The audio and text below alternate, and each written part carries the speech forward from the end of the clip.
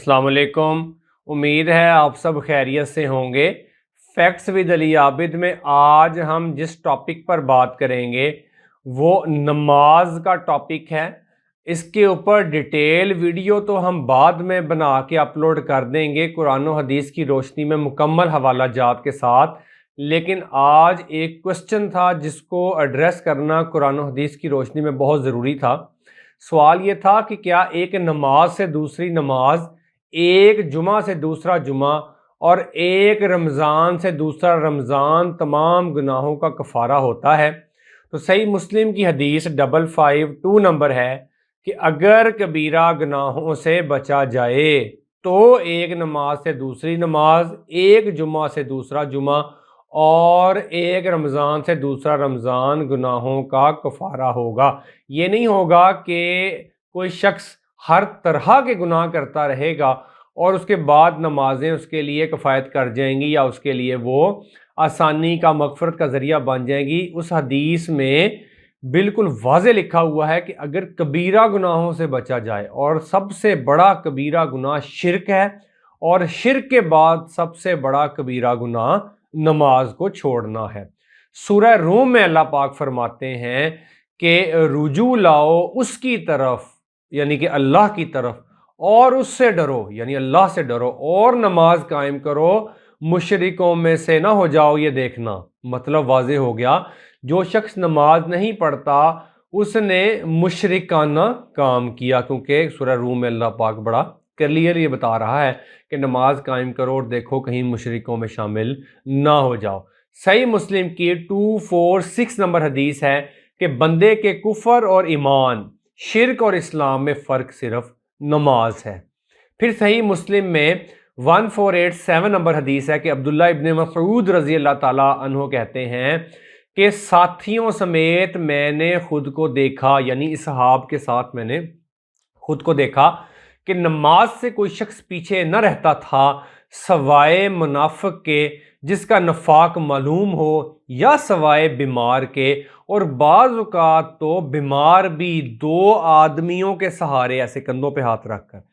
चलता आता था, यहाँ तक कि नमाज में शामिल हो जाता। उन्होंने कहा, मोहम्मद रसूलुल्लाह सल्लल्लाहु अलैहि वसल्लम ने हमें हदायत के तरीक़ों की तालीम दी, और उन हदायत के तरीक़ों में से मस्जिद में नमाज पढ़ना भी एक तरीक़ा है। ये था मर्दों के लिए, और अगर हम आज के वक़्त में इसको अप्लाई कर रहे होंगे तो हम कहेंगे कि मस्जिद में नमाज पढ़ना हदायत के तरीक़ों में से नबी अलैहिस्सलाम ने फरमाया मर्दों के लिए, और औरतें जो घरों में नमाज अदा करेंगी नमाज उनके लिए हदायत है। मतलब सहाबी रसूल मोहम्मद रसूलुल्लाह सल्लल्लाहु अलैहि वसल्लम भी बमुश्किल चल सकने की हालत के बावजूद मस्जिद में चल कर आते थे, नमाज पढ़ते थे, ताकि वो मुनाफिकीन में न शुमार किए जाएं, और वो ये सोचकर मस्जिद में पहुंचा भी करते थे। आज का मुसलमान नमाज छोड़कर, नमाज की बेहुरमती करके, नमाज का मजाक बनाकर, यानी कभी पढ़ ली कभी छोड़ दी, कभी दिल किया तो पढ़ ली, दिल किया तो ना पढ़ी, फिर भी खुद को मुसलमान बोलता है, और पूछो तो जवाब घड़ कर देता है कि अल्लाह को नमाज और रोज़ा तो नहीं चाहिए। वाह, अल्लाह को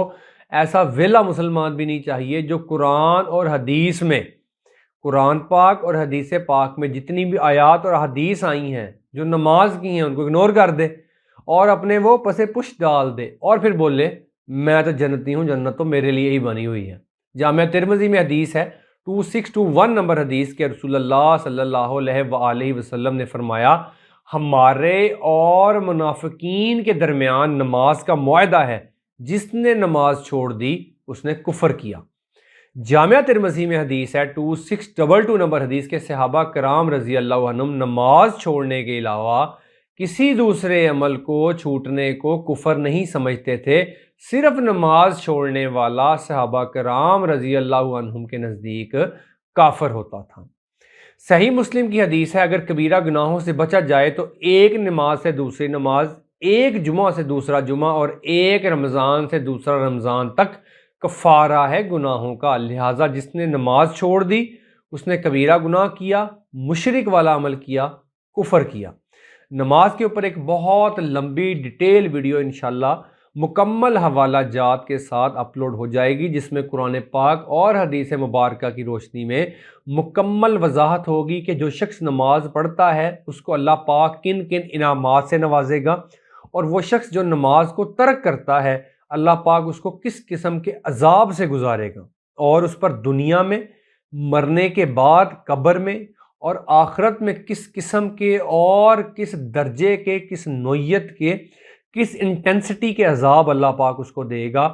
مغفرت صرف آنکھیں بند کر لینے سے اور صرف ایک دفعہ کلمہ پڑھنے سے نہیں ہوگی، اس شخص کی مغفرت بھی ضرور ہوگی جس نے ایک دفعہ کلمہ پڑھا صدقے دل سے، لیکن اس شخص کی مغفرت تمام معاملات اس کے گناہ دوزخ کی آگ کے بھگتنے کے بعد ہوگی، قبر میں عذاب ہوگا، اس کے بعد روز محشر عذاب ہوگا، اس کے بعد پھر وہ شخص اگر اللہ پاک نے چاہا تو نبی کریم صلی اللہ علیہ وآلہ وسلم کی سفارش سے وہ جہنم سے نکال کر جنت میں ڈالا جائے گا۔ تو یہ انشاءاللہ قرآن و حدیث کی روشنی میں مکمل وضاحت کے ساتھ ویڈیو اپلوڈ بھی ہو جائے گی، اس میں حوالہ جات بھی ہوں گے، اگر اللہ نے چاہا تو وہ ویڈیو عنقریب جلدی ہی اپلوڈ ہو جائے گی۔ فی الحال یہ ایک سوال کا جواب تھا جو کہ امت تک پہنچانا بہت لازم تھا، اور قرآن و حدیث کی روشنی میں اس کا جواب دینا بھی ضروری تھا۔ امید ہے آج کا لیکچر ہمیں سمجھ آیا ہوگا، جو چیز ہم سے مس ہو گئی ہوگی یا سمجھنے والی ہوگی ہم کمنٹ باکس میں ڈسکس کر لیں گے، اور مزید ویڈیو بنانا پڑی ویڈیو بھی بنا لیں گے۔ السلام علیکم۔